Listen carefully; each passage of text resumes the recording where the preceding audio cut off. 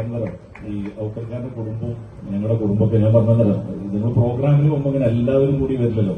എന്റെ ഉമ്മ ഉണ്ട്, വൈഫുണ്ട്, മക്കളുണ്ട്, എല്ലാവരും ഉണ്ട്. അപ്പൊ നമ്മുടെ കുടുംബത്തിലേക്ക് കുടുംബം തന്നെയാണ്. അതുകൊണ്ടാണ് പഠിച്ചേട്ടോ. എല്ലാവർക്കും ഇഷ്ടപ്പെട്ടു. പൊളിച്ചു